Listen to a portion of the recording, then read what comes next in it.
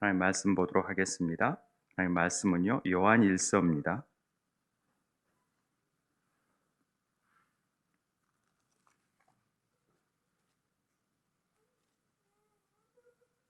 요한 1서 1장 7절부터 9절.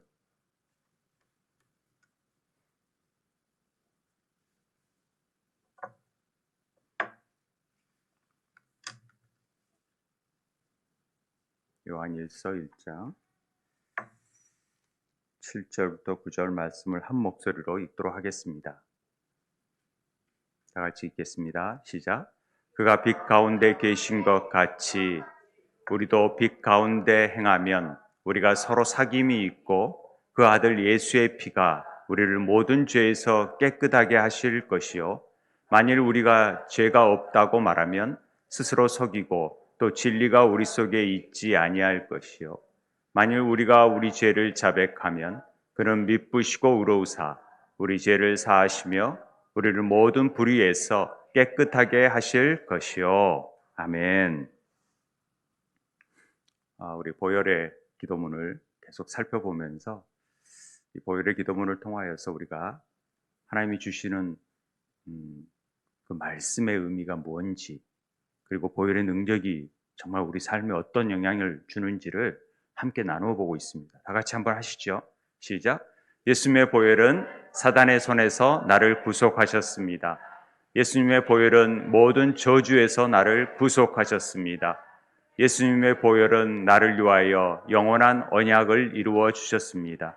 예수님의 보혈은 하나님 아버지와 다른 사람들 그리고 모든 피조물들과 내가 평화와 화해를 누리게 하셨습니다. 예수님의 보혈은 모든 죄에서 나를 용서해 주셨습니다. 하나님의 아들 예수님의 보혈은 모든 죄로부터 나를 깨끗하게 하십니다. 예수님의 보혈은 모든 정죄로부터 나를 변호하여 나를 대적하는 마귀의 고소를 무효화하고 내가 결코 죄를 짓지 않는 것처럼 나를 의롭게 하십니다. 예수님의 보혈은 나를 성화시키고 거룩하게 하여 나는 주님께 속하게 되었고 헌신하게 되었으며 주님의 사역을 위해 구별되었습니다. 예수님의 보혈은 내가 살아계신 하나님을 섬기도록 죽은 행실로부터 나의 양심을 깨끗하게 하십니다. 예수님의 보혈은 나로 하여금 거룩하신 하나님을 섬기도록 지성소에 들어가게 하십니다.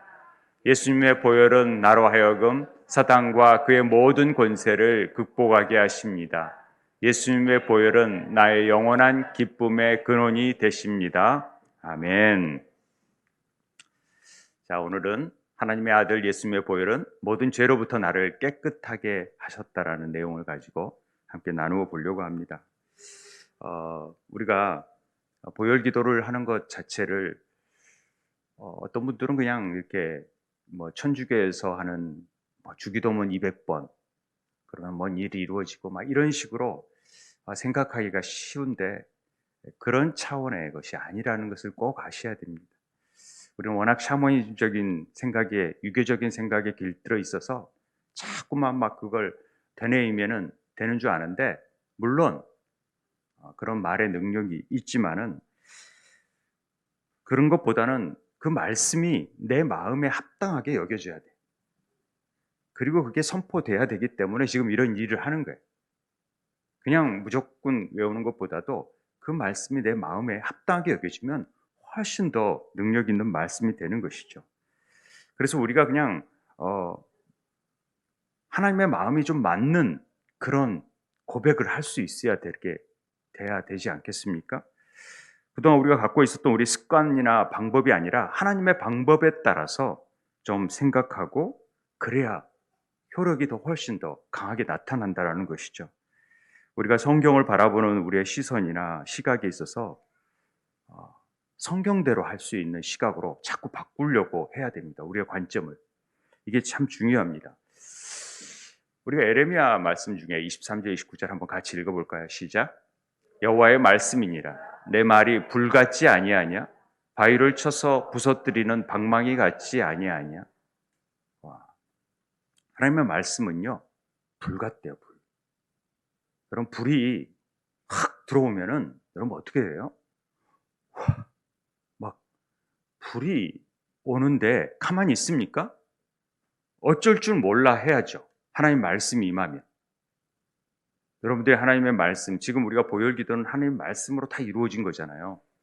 그 말씀이 임할 때 여러분 안에 막 불이 타는 것처럼 엮여져야 된다는 거죠. 그리고 바위를 쳐서 부서뜨리는 방망이 같은 느낌이 드십니까? 방망이로 바위를 꽉 부수듯 말씀이 여러분 안에 탁 부딪혀가지고 뭔가 여러분 안에 있는 그 견고한 진들이 막 부서지는 것들이 경험되십니까? 그런 부분이 있어야 된다라는 거죠.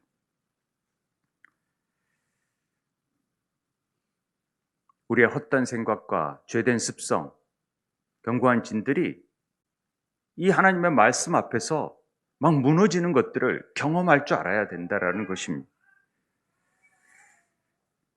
아유, 오늘 또 좋은 얘기 하시네. 또 오늘 또 하나님 말씀, 저런 말씀이 있었구만, 좋네. 이러면서, 그렇게 생각하고 성경을 보면요. 그 정도 수준밖에 안 돼. 좋은 수준밖에. 그러나 이게 말씀이 정말 살아서 막, 내 오장육부를 뒤집어 엎는 듯한 막 그런 놀라운 그런 일들이 나타나면요. 이게 하나님 말씀이 역사하시는 거죠. 그래서 우리 바위처럼 굳은 마음들이 막 깨떨어져야 돼요. 그 강팍한 마음들이, 완악한 마음들이 말씀으로 부서져야 된다는 얘기입니다. 우리 잘 아는 말씀 있지 않습니까? 히브리요. 하나님의 말씀은 살아있고 활력이 있어 좌우의 날선 어떤 검보다도 예리한 검이 되는 검. 하나님의 말씀.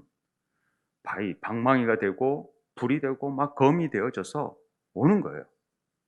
그래서 우리를 막 찔러 말씀 받으면 막 내가 괴로운 거예요. 말씀을 읽어도 그런갑다 하고 빨리 읽고 끝내야지. 오늘 성경 다 읽었다. 이런 차원으로 끝나면 안 된다는 거예요. 그게 좀 찔림이 오고 마음의 생각과 뜻이 그 말씀 앞에 드러나고 막 그래야 된다라는 거죠. 하나님 말씀 살아 있습니까? 네, 살아 있어요. 그게 찌르고 다 우리 내에 있어서 나타나요. 왜 요즘 같으면 아마 하나님의 말씀은 핵포탄 같으니 수소폭탄 같이 폭발력이 있는 그런 능력으로 우리에게 다가오고 왜 이렇게 표현하지 않았을까? 아마 후유증이 있어서 그런 것 같아요. 나만 당하는 게 아니라 그 폭탄으로 인해서 다 죽을까 봐 막 그렇게 하나님 말씀이 칼과 방망이로만 내게만 역사하는 것으로 나타나지 않을까 하는 생각을 해봅니다. 그런데요, 베드로전서는요 이렇게 얘기합니다. 같이 읽어볼까요? 시작. 갓난 아기들 같이 순전하고 신령한 젖을 사모하라. 이는 그로 말미암아 너희로 구원에 이르도록 자라게 하려 함이니라. 그러니까 말씀을요 그냥 갓난애처럼 순전하고 좀 신령하게 사모할 줄 알아요. 막 갈급해야 되죠. 그냥 그거 안 주면은 울고 그것만 주면은 그냥 너무 만족해 하는 것처럼 막 엄마 젖을 바라보는 그 아이처럼 사모할 줄 알아야 돼. 말씀을. 그러니까 보혈의 기도를 그런 마음으로 사모함으로 읽는 사람과 그렇지 않은 사람과 또 읽으라니까 읽는다. 그렇게 해서 읽으라고 해서 읽는 사람이 그래도 참 감사한 일이지만 이건 뭐 읽으라고 뭐 그런 걸 왜 읽어 그러면서 안 하는 사람보다야 100배 낫지만 그래도 사모하면서 읽는 사람하고는 다르다라는 거죠. 그럴 때 여러분의 구원이 그 여정 가운데에서 놀랍게 성장되고 있다는 것을 깨닫게 될 것입니다. 그래서 하라는 거죠. 그러나 맨날 어린애 같이 있어서는 안 돼요. 맨날 젖만 먹어서는 안 돼요. 젖을 먹는 자는 어린애거든요. 그런데 의의 말씀을 경험하지 못한 자예요. 그러니까 우리는 장성한 분량으로 자라나서 이게 의의 말씀인지 딱딱한 음식을 먹을 줄 알아야 한다라는 것이죠. 제가 개척한 후에 설교를 하면은 교인들이 어렵다라는 얘기를 좀 많이 했었어요. 그런데 제가 뭐 10년간 메시지를 여러분들이 제 설교를 찾아서 보시면 뭐 변한 게 있나요? 계속 그대로예요. 그런데 이제 우리 교인들이요, 다른 설교를 못 듣겠대요.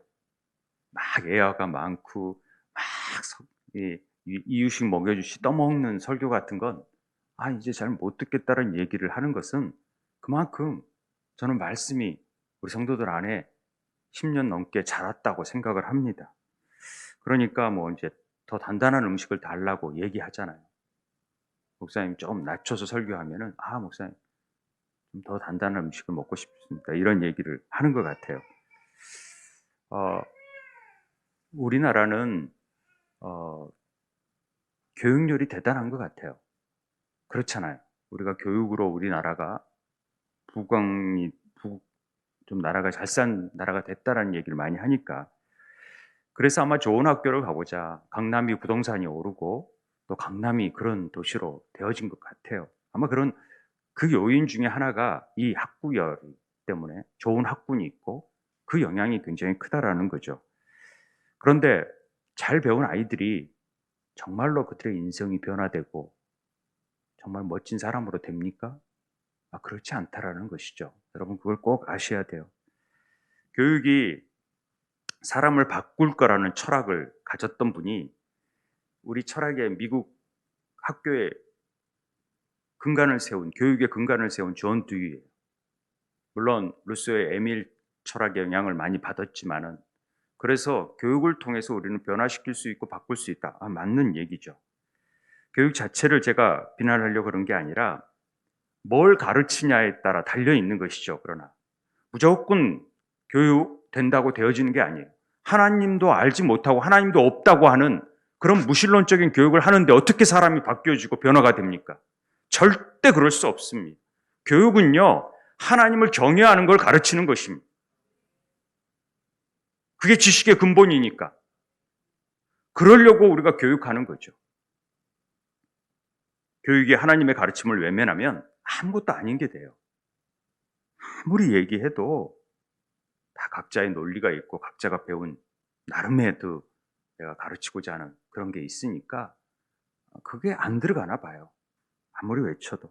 아쉬울 뿐인데, 어찌됐든 우리 교육을 통하여서 하나님을 더욱더 알게 해야 되고 그 하나님의 말씀이 우리 아이들에게 흘러 보낼 수 있어야 돼요.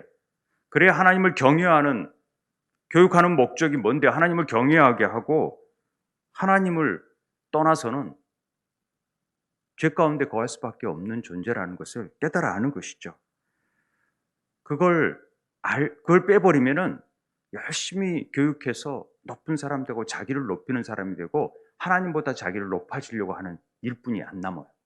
그렇기 때문에 이 하나님을 아는 지식, 이것을 알아야 돼요. 그래서 성경을 막 지식적으로 이렇게 공부하는 일들 자체도 나쁜 건 아닙니다만은 좀 더 그 말씀을 내 말씀 안에서 살아 역사하시는 생명의 말씀으로 받아 누릴 줄 알아야 한다는 것이죠.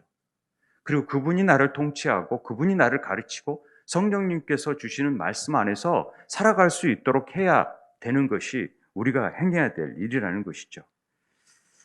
그래서 말씀을 깊이 묵상하고 그 말씀이 내게 생명으로 다가올 수 있도록 어떻게 하면 할까? 이게 우리에게 중요한 얘기죠. 교부들 중에 이런 말씀을 한 게 있어서 제가 적어봅니다. 여러분이 성경을 펼칠 때 깨어 있으라. 왜냐하면 거기 예수님이 계시기 때문입니다. 예수님을 만날 준비를 하라는 거죠. 그러니까 성경을 대하면 보혈의 피가 뚝뚝 흘러진다고 하잖아요. 그걸 발견하지 못하면 의미가 없는 거예요. 예수님을 발견하지 못하고 그 안에 보혈의 피를 발견하지 못하면 굉장히 뭘 공부했나 할 정도라니까요. 그 은혜가 놀라워서, 그래 이래서 나를 구원하셨구나, 이런 놀라운 하나님의 계획이 있구나라는 것들을 알 필요가 있는 것이죠. 서론이 길었습니다만은 오늘 우리를 모든 죄에서 깨끗하게 하신다라는 보혈의 능력이, 그 의미를 우리가 한번 보려고 하는데요.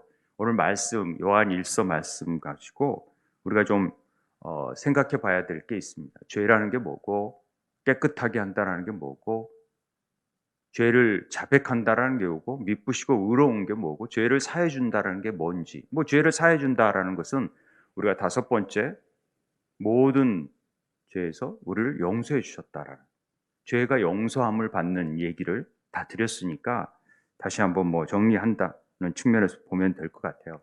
자, 깨끗하게 한다라는 말부터 한번 보죠. 죄라는 건 다 우리가 배웠으니까 깨끗하게 한다라는 말은 정결하게 한다라는 뜻입니다. 카다리조라는 말은 카타르시아 이렇게 purify, 정화한다, 깨끗하게 한다라는 뜻이거든요. 그래서 우리를 정화하고 깨끗하게 한다라는 거죠. 모든 죄에서 우리를.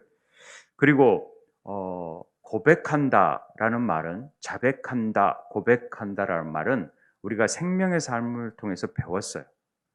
거기에서 confess라는 말을 배웠는데, confess라는 말이 말하다, 앞서 말하다, 하나님을 인정하고 동의하고 고백하는 것이 자백이다, 이런 얘기를 드렸습니다.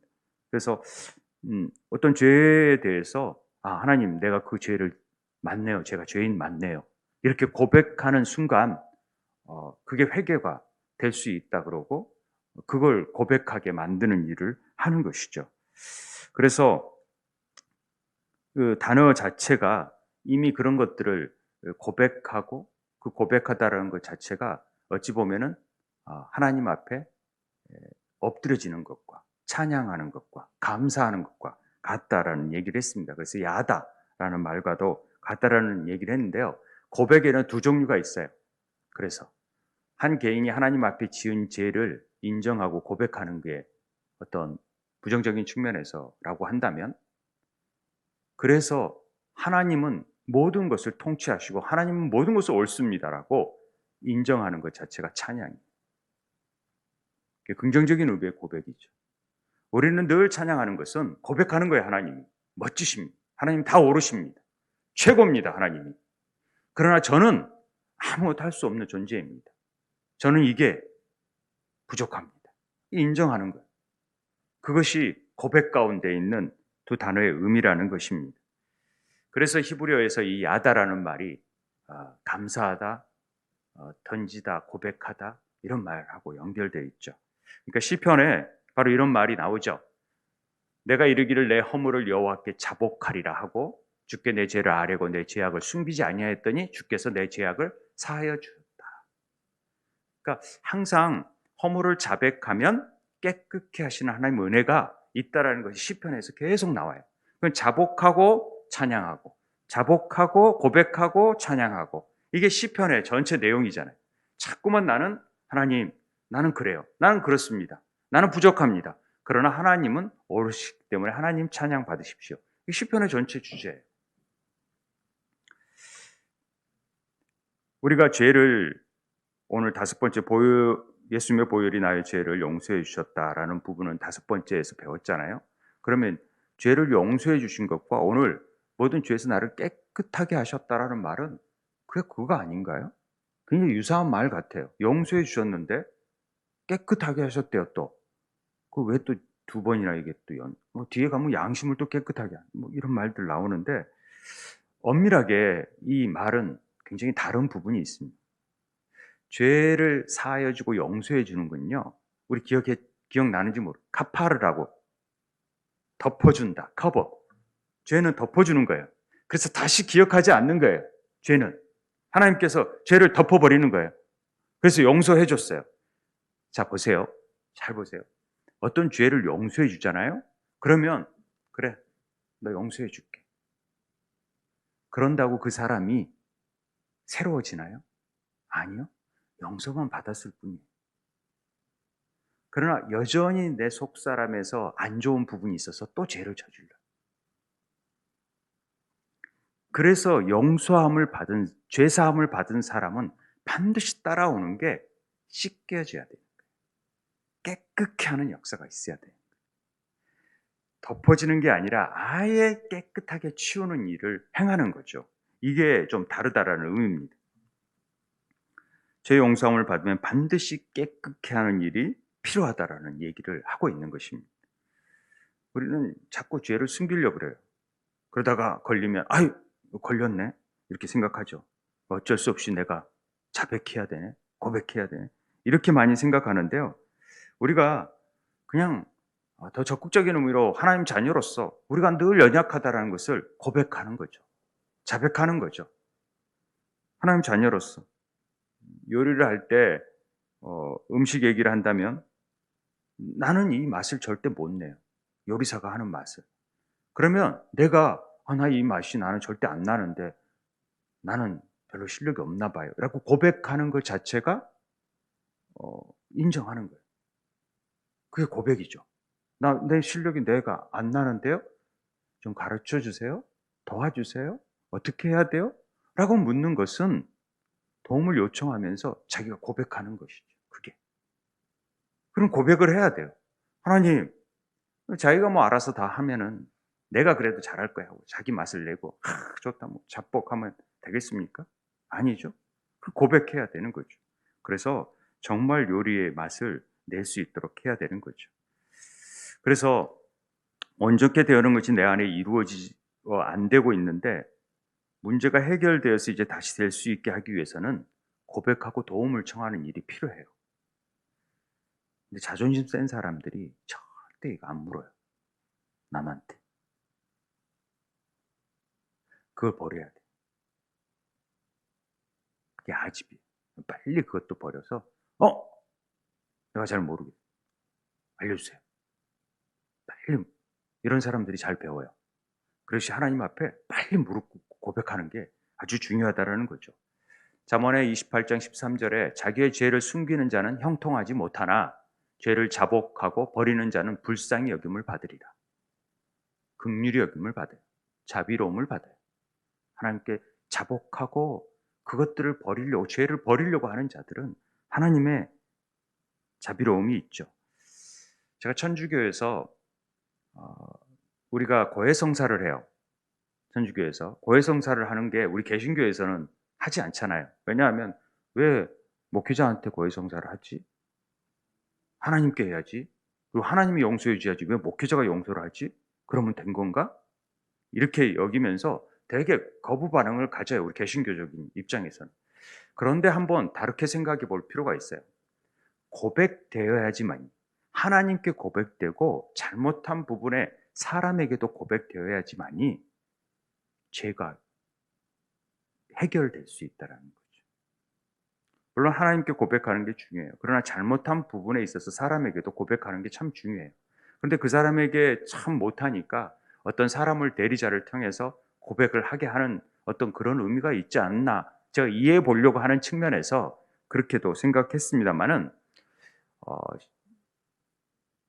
그 의미를 제가 신부님한테 그건 물어보지 못해가지고 잘 모르겠는데 어찌됐든 제가 이렇게 죄 문제를 가지고 10년 막 고민하다가 해결되지 않은 사람이 있었어요. 그런 사람이 하나님께 얘기해도 이게 고쳐지지 않을까. 그런데 그걸 한 목사님한테 얘기를 했대요. 상담을 하고 사실대로 얘기를 했대요. 그랬더니 그때부터 자유함이 생겼대요. 그걸 고백하는 순간부터.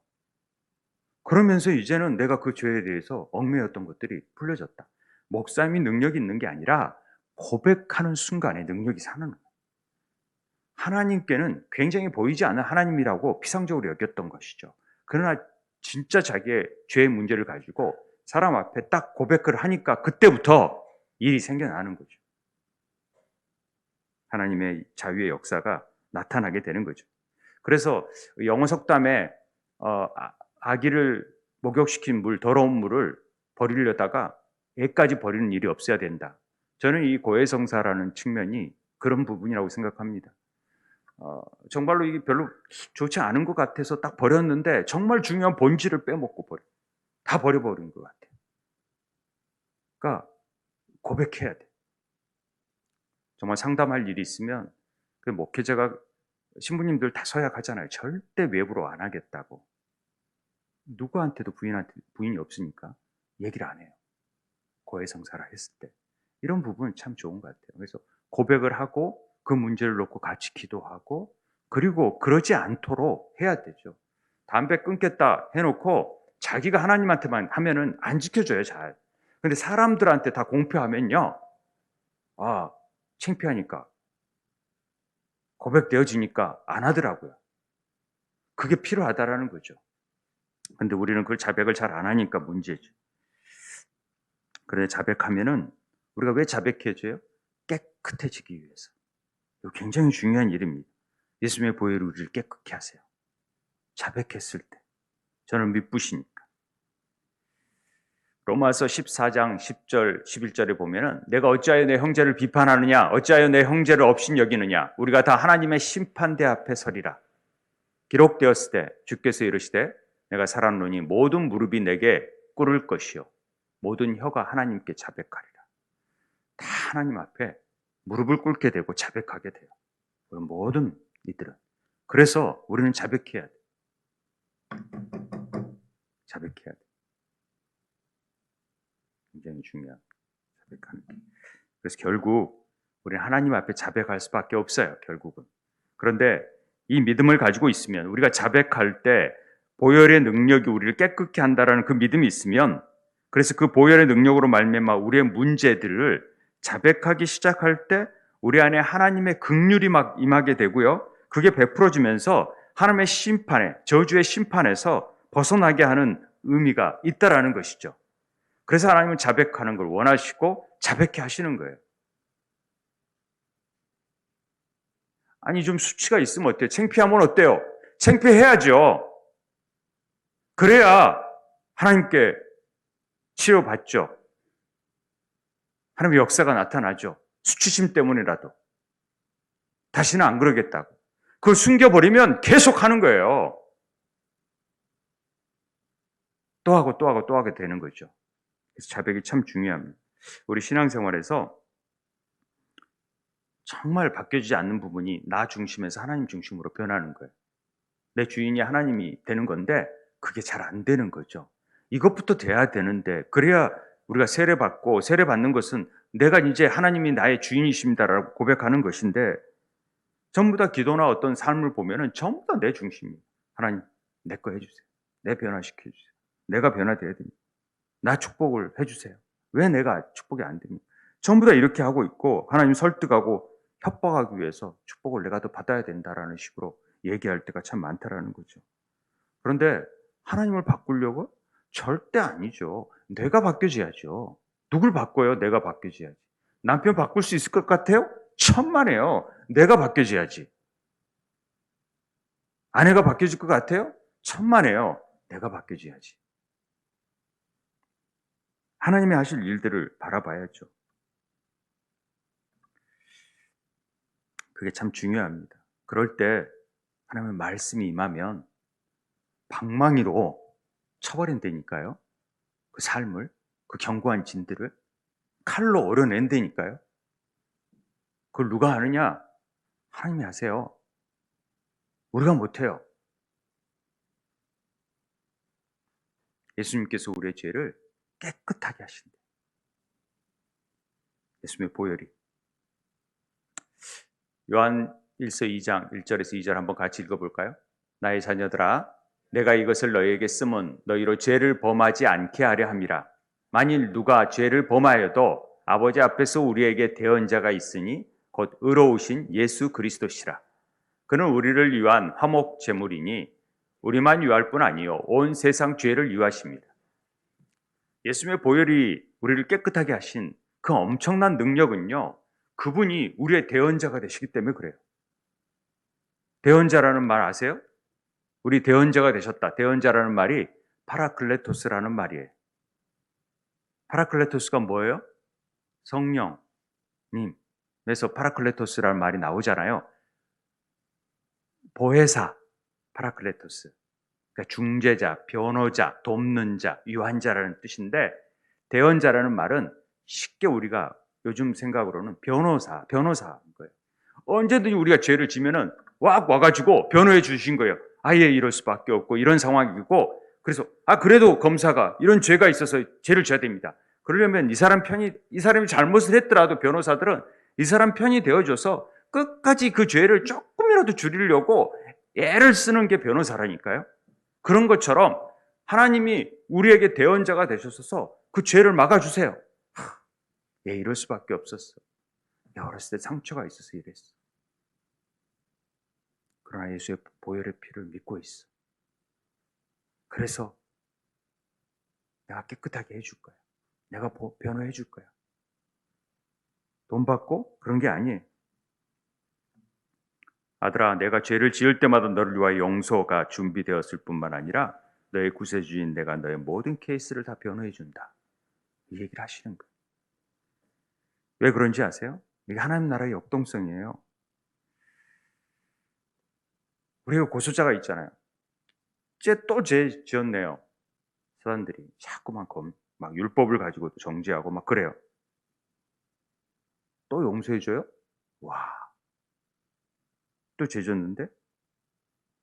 근데 예수님이 그럴 때마다 오셔서 다 변호로 승리하세요.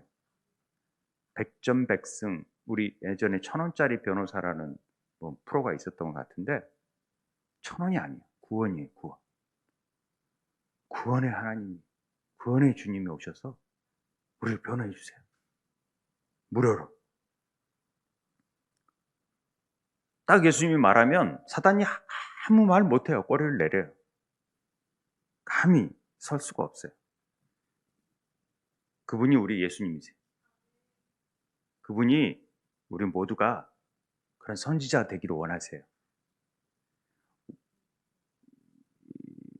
에스겔서 30장에 보면은 마른 뼈 비유 나오죠. 뼈들에게 대언하라 그러잖아요. 대언하라.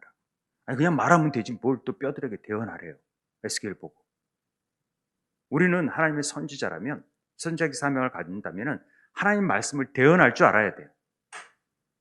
그분이 말한 것을 그냥 대대로 선포할 줄 알아야 된다라는 얘기예요. 내 기도보다는 하나님의 말씀을 그대로 선포할 때 마른 뼈 같은 자들도 생기가 붙기 시작하고 하나님의 군대로 변화될 거라는 거죠. 그런 능력을 믿으세요? 하나님의 말씀의 능력이 그렇게 놀라운 능력이 있다라는 것을 얘기하는 거예요. 그런데 그런 말씀을 대언되어야 될 하나님 말씀을 대언하라 그랬는데 엉뚱한 사단의 말로 해가지고 사람을 죽이고 사람을 힘들게 하고 사람을 어렵게 만드는 게 우리의 입이 되어서는 안 된다라는 거죠. 독화살이나 쏘고 남을 죽이는 입이 돼서는 안 되고 하나님 말씀을 대언하는 자가 돼야 돼요. 그래서 툭 치면 하나님 말씀이 나올 수 있도록 늘 말씀의 아귀까지 차야 돼요. 그래서 세워주고 덕이 되게 하고 희망과 지지와 격려를 해주고 우리 생명 언어의 삶을 하는 거죠. 그리고 두 번째로 우리에게 화목제물이 되신다 그러잖아요. 화목제물이란 말은 플라스모스, 이게 화해의 제물이 되어버리는 거예요. 막힌 담을 허물어버리고 죄로 인해서 완전히 멀어진 것을 화해케 해버리는 제목이 되셨어요. 화목제물이, 희생제물이 되신다라는 거죠. 이 단어가 실제적으로 이방 신전에서 많이 쓰인 단어, 이방 제사에서 많이 쓰이는 단어입니다. 그런데 왜 바울이 이 단어를 썼느냐? 이방인들이 이 신의 진노가 너무 막 지진이 나고 뭐 나면은 제물을 가져오잖아요. 희생 제물을 가져와서 대신 바칠 때니까 이 진노를 멈춰 주십시오 하고 인신 제사 바치고 막 그랬잖아요. 그런데 바울이 왜 이런 단어를 썼을까 봤더니 우리가 사실 죄로 말미암아 하나님의 진노를 살 수밖에 없는 존재들이잖아요. 그 진노를 가라앉히기 위해서 대신 희생 제물이 될 필요가 있었는데 그게 예수님이 그냥 화목 제물이 되셨다라는 얘기죠.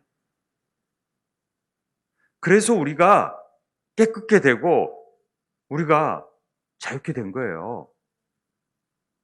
그 보혈의 능력 때문에 그렇게 되었다라는 것이죠.